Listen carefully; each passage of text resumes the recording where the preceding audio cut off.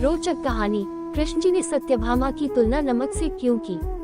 पौराणिक मान्यताओं के अनुसार भगवान कृष्ण की 8 पत्नियां थीं और इन सभी में सबसे सुंदर सत्यभामा थी।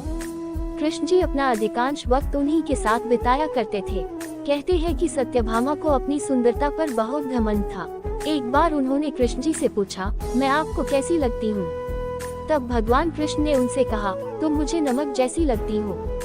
ये सुनकर सत्यभामा को कृष्ण जी के ऊपर गुस्सा आया और बोली, आपको इस संपूर्ण विश्व में मेरी तुलना करने के लिए और कोई पदार्थ नहीं मिला। श्री कृष्ण ने उस समय तो किसी तरह सत्यभामा जी को मना लिया और उनका गुस्सा शांत कर दिया। कुछ दिन पश्चात श्री कृष्ण ने अपने महल में एक भोज का आयोजन किया। 56 भोग की व्यवस्था हुई। तब भगवान कृष्ण ने सर्वप्रथम सत्यभामा से भोजन करने का आग्रह किया। सत्यभामा जी ने पहला कौर मुंह में डाला, मगर ये क्या, सब्जी में नमक ही नहीं था। कौर को मुंह से निकाल दिया।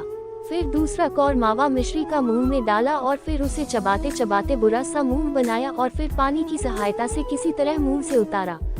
अब तीसरा कौर फिर कचौरी का मुंह में डाला और फिर थूक दिया। तब तक सत्यभामा जी का पारा 7वें आसमान पर पहुंच चुका था। जोर से चीखी, किसने बनाई है ये रसोई? सत्यभामा जी की आवाज सुनकर श्री कृष्ण दौड़ते हुए आए और पूछा, क्या हुआ देवी, कुछ गड़बड़ हो गई क्या? इतनी क्रोधित क्यों हो? तुम्हारा चेहरा इतना तमतमक क्यों रहा है? क्या हो गया? सत्यभामा जी ने कहा, किसने कहा था आपको भोज का आयोजन करने को?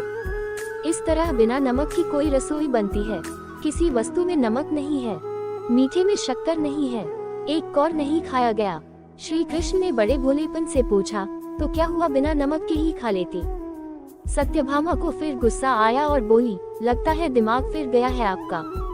बिना शक्कर के मिठाई तो फिर भी खाई जा सकती है, मगर बिना नमक के कोई भी नमकीन वस्तु नहीं खाई जा सकती है। तब श्री कृष्ण ने कहा, तब फिर उस दिन क्यों गुस्सा हो गई थी जब मैंने तुम्हें ये कहा कि तुम मुझे नमक पर जितनी प्रिय हो? अब सत्यभामा जी को सारी बात समझ में आ गई कि यह सारा वाक्य उन्हें समझाने के लिए किया गया था और तब उन्हें समझ आया कि कृष्ण जी ने उनसे कितना प्रेम करते हैं। इस कहानी का मर्म ये है कि स्त्री जल की तरह होती है, जिसके साथ मिलती है उसका ही गुण अपना लेती है। स्त्री नमक की तरह होती है जो अपना अस्तित्व मिटाकर भी अपने प्रेम प्यार तथा आदर सत्कार से परिवार को ऐसा बना देती है। अगर आपको मेरी ये कहानी अच्छी लगी हो तो प्लीज मेरे चैनल को लाइक, सब्सक्राइब और बेल आइकन को प्रेस कर देना। धन्यवाद।